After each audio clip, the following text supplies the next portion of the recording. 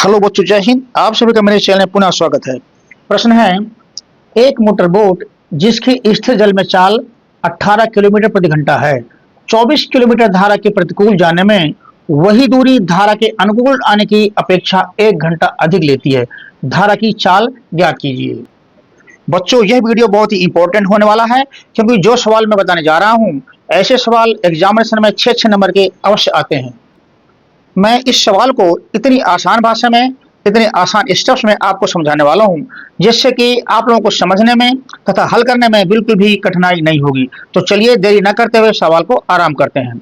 जैसा कि प्रश्न कह रहा है, एक मोटरबोट जिसकी स्थिर जल में चाल 18 किलोमीटर प्रति घंटा है, 24 किलोमीटर धारा के प्रतिकूल जाने में वही दूरी धारा के अनुकूल आने की अपेक्षा 1 घंटा अधिक लेती है। धारा की चाल ज्ञात कीजिए। हमें यहां निकालना है धारा की चाल। तो सर्वप्रथम मानते हैं धारा की चाल, यह हमने माना है x किलोमीटर प्रति घंटा है। ठीक है, ये हमने मान लिया। अब हमें यहां दिया है बोट की चाल। बोट की चाल, स्थिर जल में चाल 18 किलोमीटर प्रति घंटा है। बोट की चाल जो स्थिर जल धारा में, बोट की चाल स्थिर धारा में वो कितनी है? 18 किलोमीटर प्रति घंटा। चलिए, ये तो हो गई स्थिर धारा में इसकी चाल। अब बच्चों हम निकालते हैं, क्योंकि ये जो बोट है प्रतिकूल दिशा में भी चलती है और अनुकूल दिशा में भी चलती है, तो दोनों दिशाओं में इसकी चाल निकालते हैं। तो बोट की चाल, बोट की चाल अनुकूल दिशा में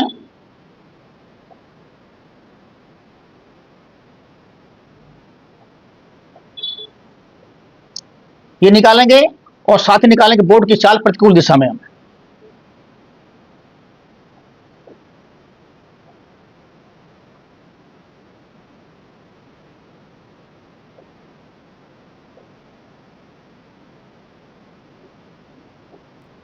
बच्चों, ये दोनों चालें निकालने से पूर्व मैं आपको समझा दूं कि ये चालें कैसे निकालते हैं।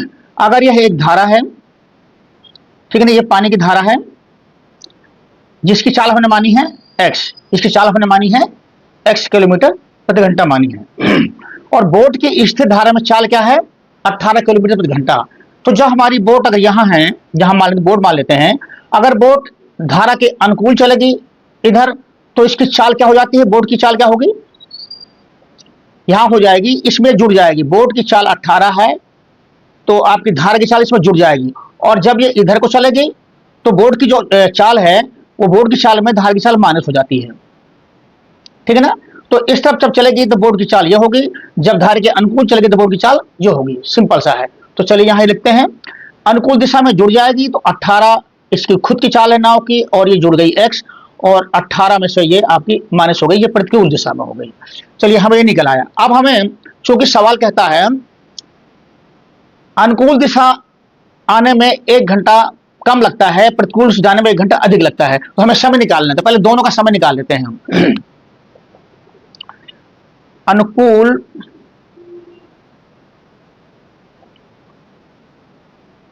दिशा में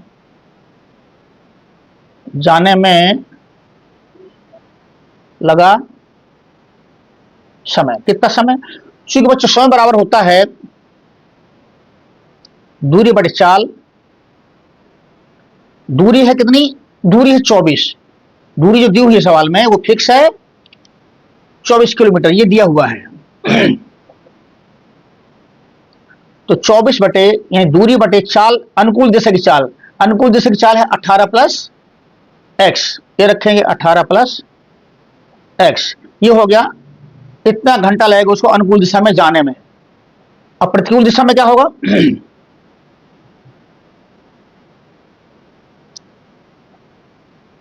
प्रतिकूल दिशा में जाने में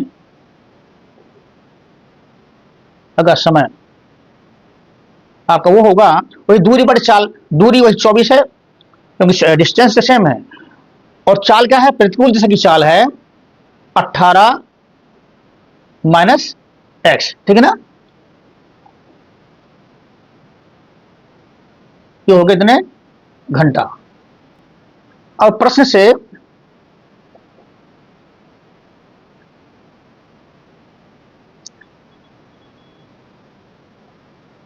कह रहा है प्रतिकूल प्रतिकूल जाने में वही दूरी धारा के अनुकूल आने की अपेक्षा 1 घंटा अधिक लेती है।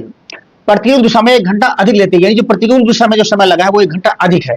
तो हम यही काम यहाँ कर देते हैं।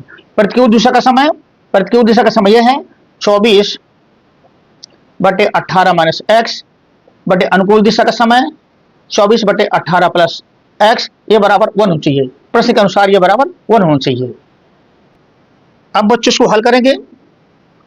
उसके लिए ये 24 कॉमन ले लिया, आया 1/18 माइनस एक्स माइनस 1 ये 24 दोनों का बाहर आ गया 18 प्लस एक्स बराबर 1। अगले स्टेप में 24 एलसीएम लिया इसका और इसका, तो हो जाएगा 18 माइनस एक्स एक ब्रैकेट में और 18 प्लस एक्स एक ब्रैकेट में, एलसीएम हो गया। इसका भाग इसमें दिया तो ये कट जाएगा, बचेगा ये, इससे गुणा किया 1 में आएगा 18 प्लस एक्स, ये माइनस हो गया, और 18 प्लस एक्स का भाग इसमें दिया, ये कट जाएगा, 18 माइनस एक्स आएगा, 18 माइनस एक्स। देखिए आगे माइनस है तो ये चिन्ह आपका जो है चेंज होकर के प्लस हो जाएगा। ओके, यहाँ तो समझ में आ गया। बच्चों यदि सवाल समझ में आए तो कमेंट के थ्रू अवश्य बताएं। चलिए आगे बढ़ते हैं। 24 देखिए आपको 18 माइनस का प्लस कैंसिल हो गया, बचा ऊपर 2x, नीचे बचा 18 माइनस एक्स और 18 प्लस एक्स बराबर 1। अच्छा, अब बच्चों हम करेंगे मल्टीप्लिकेशन। इस कैसे मल्टीप्लिकेशन किया तो 48x और नीचे आपका जो है 18। अब देखिए बच्चों ये है a minus B into A plus B, 18 square minus X square, ये हो जाएगा बराबर 1। a माइनस बी एक ब्रैकेट में, a प्लस बी एक ब्रैकेट में, तो आपका हो जाएगा a square minus B square, सूत्र के हिसाब से ये हो जाएगा।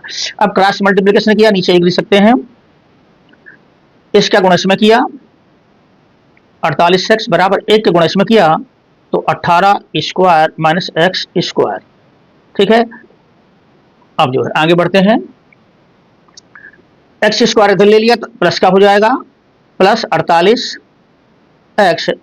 आपका जो 18 का जो वर्ग होता है, 18 चूंकि 18 का जो वर्ग होता है 334 होता है, तो इसको भी इधर लेंगे तो ये माइनस का आ जाएगा और 324 हमने रख दिया। इसका हमने वर्ग भी कर दिया, साथ में इसकी साइड भी चेंज करके लेफ्ट हैंड साइड में ले लिया तो चिन्ह चेंज हो गया, इसका स्क्वायर और ये आ गया आपके। अब ये हमारे पास स्पष्ट तौर पे द्विघात समीकरण आपको बनता हुआ दिख रहा है। तो इसके लिए हम जब s के मान निकालते हैं तो इस समीकरण के करते हैं गुणनखंड। तो चलिए गुणनखंड करते हैं।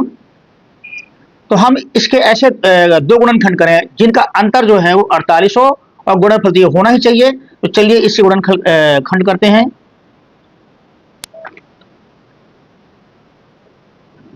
तीन 324 काटेंगे 2 से तो 2 का नम 2, 2 छाक 12, 2 दूनी 4, फिर 2 से कटेगा 2 अट्ठे 16, 2 का नम 2।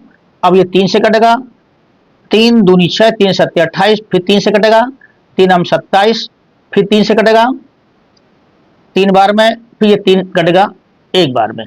बच्चों इस तरह से इसके फैक्टर्स हुए आपके ये निकले। अब हमें इसको ऐसे एडजस्ट करना है कि जिनका अंतर जो है 48 आना चाहिए। तो चलिए अगर इनको एक साथ ले लें और ये और प्लस और ये एक साथ ले लें तो ये चीज बन जाती है। देखिए 3 त्रिक 9, 3 27, दूनी 54, 54 गुणे 3 दूनी 6। इस तरह से हमने 2 फैक्टर बनाए। अब आप देख सकते हैं कि 54 में 6 घटाएंगे तो आपका 48 आएगा, और गुणा करने पर तो ये आना ही आना है क्योंकि हमने इसी के गुणनखंड किए हुए हैं। चलिए आगे बढ़ाते हैं सवाल को। तो एक्स स्क्वायर प्लस का है तो बड़ी संख्या प्लस में रहेगी, 54x माइनस 6x माइनस 324 बराबर 0। आगे हल करेंगे, इसमें कॉमन लिया, इसमें कॉमन x है, x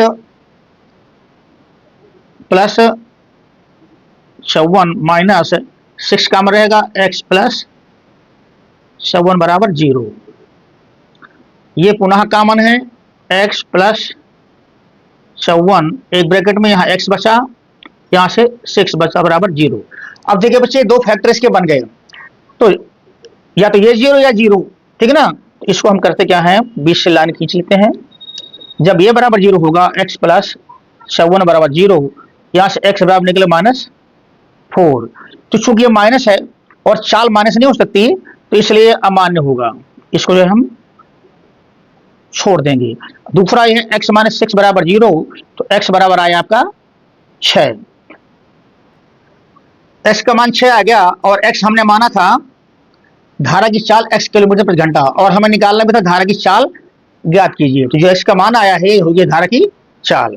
अतः आंसर में हम आपका आएगा आपका